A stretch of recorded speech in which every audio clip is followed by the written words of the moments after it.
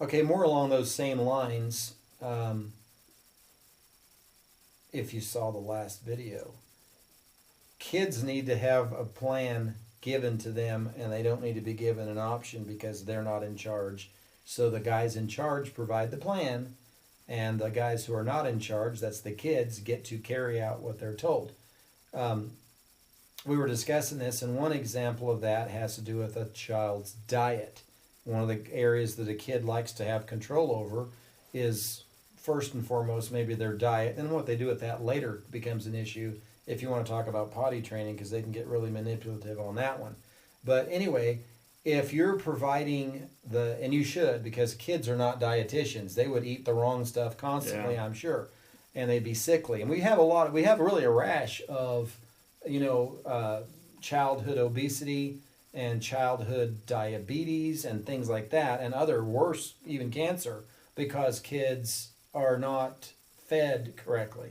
And the reason they're not fed correctly is because nobody's giving them the right kind of plan. Now, if parents don't know how to eat, that's a product of another generation of rotten parenting. But we won't get into that because I'm supposed to be the good cop.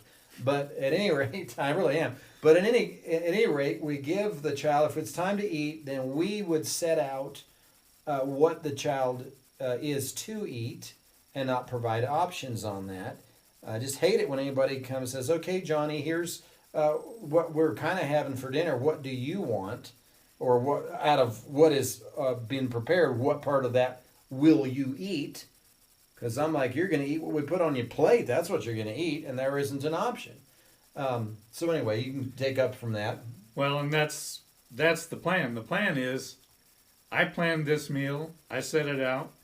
And when I was a kid, my mom just started carrying food out and the serving dishes and put them on the table. There was never any discussion of what are we going to eat tonight. I mean, we might ask her what's it going to be so we could get ready for. If it's going to be liver, I'm going to have to struggle through dinner tonight. But it wasn't. I'm not going to eat liver. It's here we go. And you could sit there and not eat if you wanted, but you'd get hungry. It wasn't, well, if you don't eat, can we come up with something else that you would eat? Well, how often have I run into situations where, not with my kids, mind you, because they never had an option, but with other people's kids, and the parents will come in to a social gathering kind of apologetically and say, well, little Johnny will only eat hot dogs. He just doesn't like anything but hot dogs. Have you got any hot dogs? And so now the hostess is kind of incumbent upon her to say, frankly, there's not a hot dog in the house. And now she's embarrassed because she's like, well, I mean, because what parent would even demand that anyway? I just want to slap them. But anyway, the idea The that parent ought to be the embarrassed one here. well, they really should be. But how ridiculous, because first off, I can tell you that hot dogs, if that was your sole diet, would kill you quickly anyway. So why would you even teach your kid that that's all that they should be eating?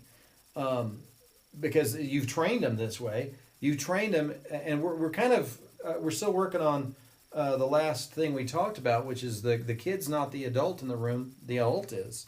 And the kid's not in charge, the adult is in charge.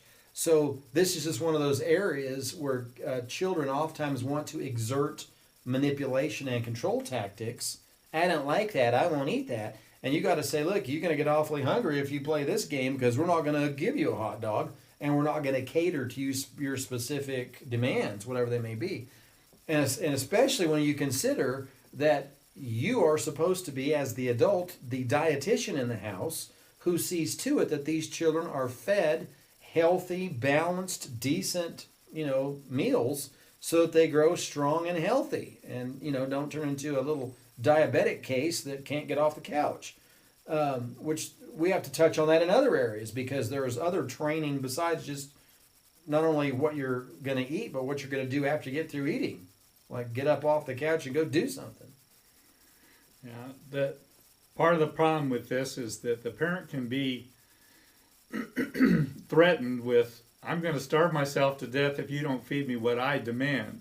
And the food's not really the issue. It's the, can I make you do what I want? Can I make you give me what I want? And basically they're saying, I'm going to be the authority and you're not. And as a parent, you can't let that be going on, because it'll only get worse. And they won't starve to death, trust me. They'll figure out, I'm going to eat it. I'm going to eat something. I think one of the important considerations is that a whole authority structure, and children will repeatedly try to undermine or challenge your parental authority. They may do that with control issues like meals and what they're going to eat. They may do that with potty training and whether they don't want to go sit on that cold, whatever it is you make a potty seat out of, whatever their deal is. But the point is, as the person in charge, as the parent, parents have to call the shots. And thank you, Clarice. If she hears this, she'll know who I'm talking to. You always have to give children a plan, not ever an option.